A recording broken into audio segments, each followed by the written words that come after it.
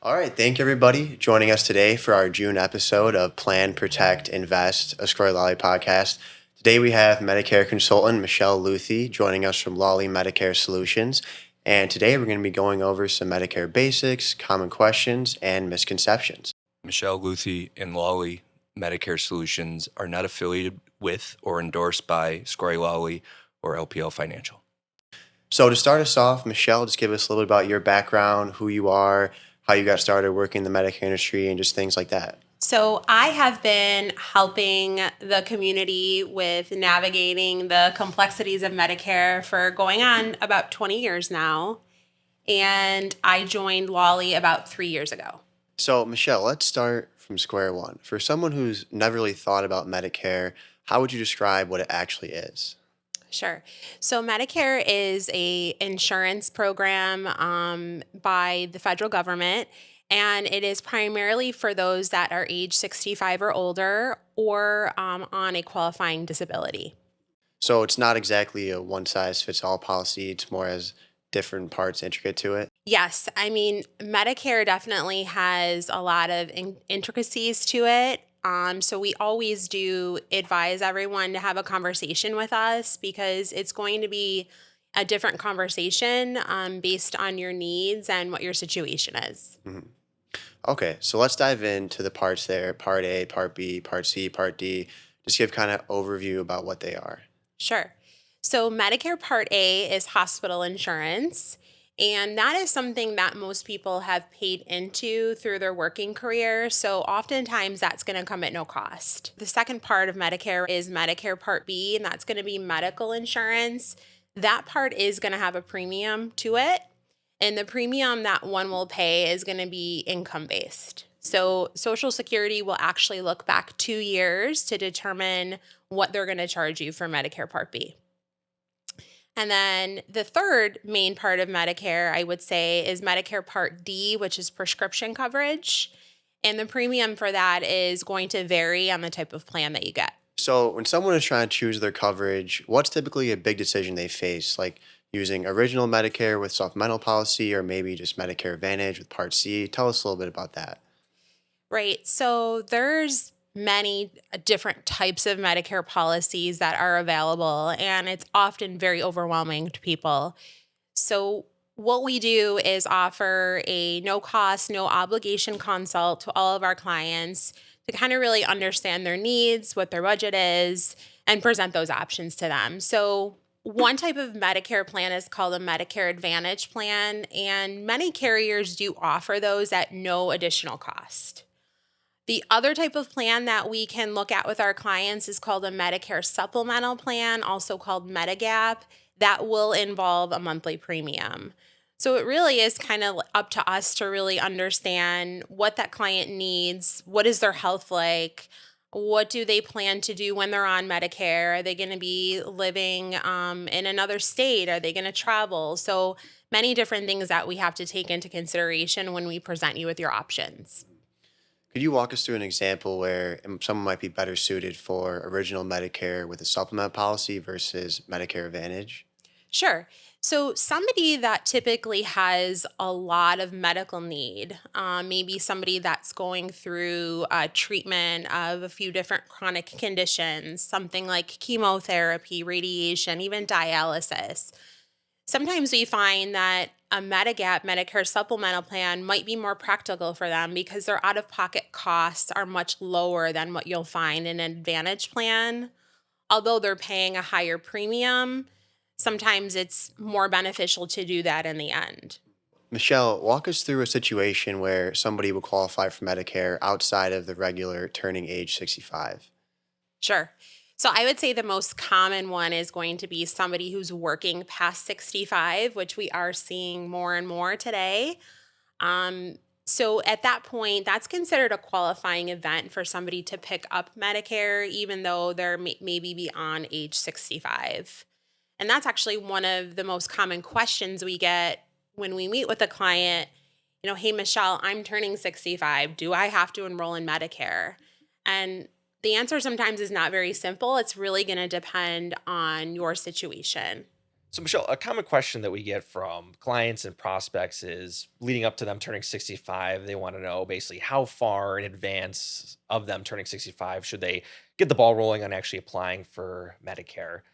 Can you give us some, insights into that as far as how far in advance they should Sure. apply? Sure.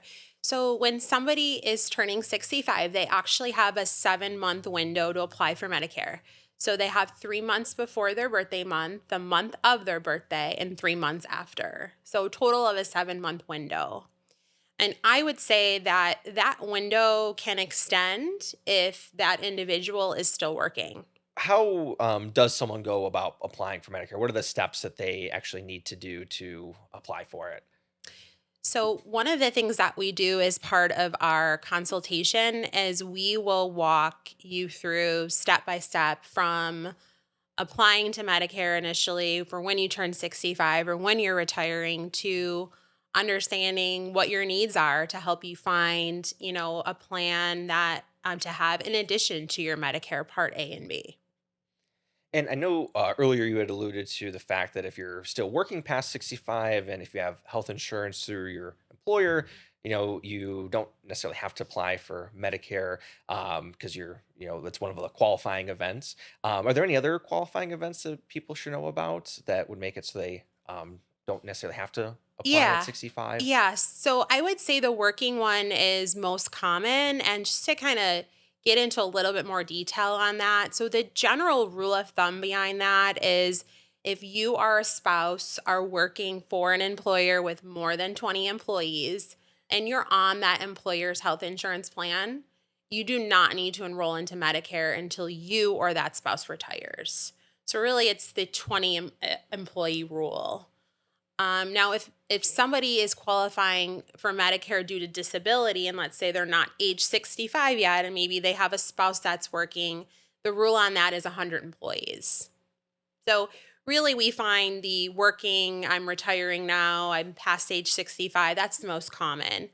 The other one could be somebody who's moving, maybe somebody who's moving into the service area. So moving into New York, moving out of New York. And one of the nice things that we do at Lawley is we're licensed in several states as well. So even if somebody is in New York, but they're thinking of moving, say, to Florida, we can assist them with that. And then is Medicare coverage really state specific, especially when you come into like the Medicare Advantage plans or Medigap plans?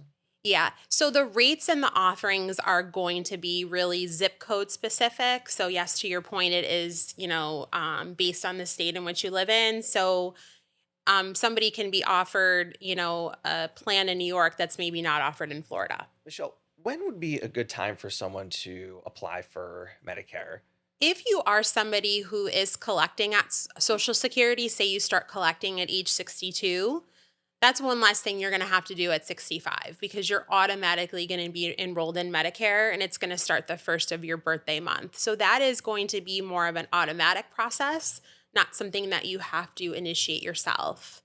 However, if you're going to be working past 65 and maybe going to decline Medicare, at age 65, that's more of a manual process. So you have to initiate that.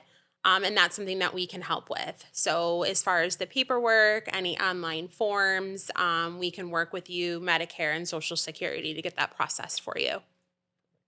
And how does the open enrollment period work annually each year? We probably see it all the time on TV, the ads and from October, November, into early December.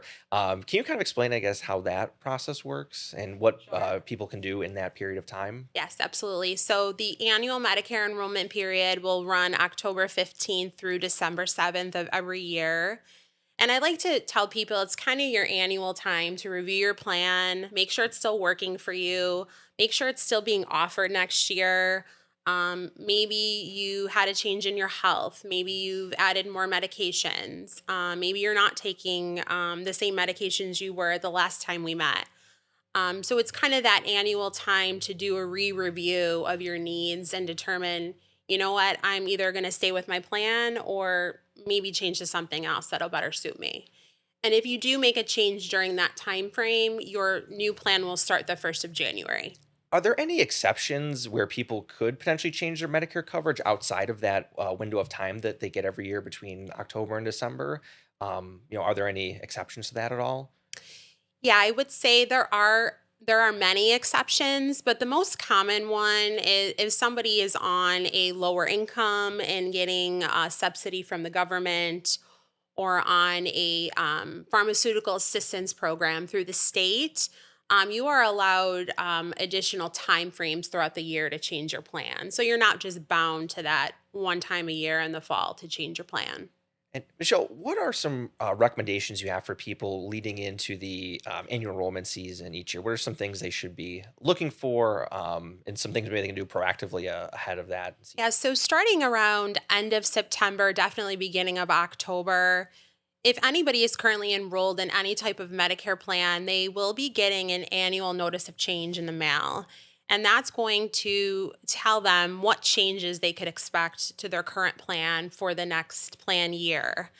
And that's really important because it used to be that if you liked your plan, you didn't do anything and it's just continue on to next year. But we have seen, over the past 1 or 2 years that, unfortunately some plans are being discontinued. So we have to shop, your next best option for you. So if you like your plan, that's great, but we need to make sure it's still being offered and it's still meeting your needs. So, Michelle, obviously, you're sitting around three financial advisors. If you talk with anybody and you were to tell them why working with yourself as well as a financial advisor is a positive thing for them and their outlook, what would you tell them? I would say that it's always good to have a plan and to prepare and to understand what you need and maybe not when you need it, but to prepare for when that time comes. I think having a budget is very important. I think we see it a lot that people continue to work for their health insurance, right? And they maybe are concerned that they're not going to be able to afford it when they do retire. So that's definitely something that we always can start conversation, even if somebody's not quite ready to retire. If they come and say, hey, I'm just thinking of retiring, but I just don't know when. I'm kind of wondering what to expect. What do you think I'm going to pay? It's never too early to start the conversation. Another big aspect when it comes to clients and the decision to retire, the decision to go on Medicare and to not go on Medicare is those clients that do decide to retire a little bit earlier than Medicare. You see somebody look at 62 and, oh, I can avail myself to Social Security now. I don't want those dollars to go to waste. So I'm out, I'm taking Social Security. But obviously, there's that gap there between retirement age and Medicare age. For those clients of ours, what advice would you give them? Well, the advice I give is we can help you. So even if you're not in the Medicare age yet, we can still help. So there are several plans that are offered through the New York State Marketplace. So oftentimes we'll find maybe a spouse is 65 and they're covering their, younger wife who's only 60 and are concerned that, geez, can you help her as well? Yes, absolutely we can. So the same thing. I mean, everything is so individualized. What are you going to need when you retire? What is your budget? What are your prescriptions? Who are your doctors?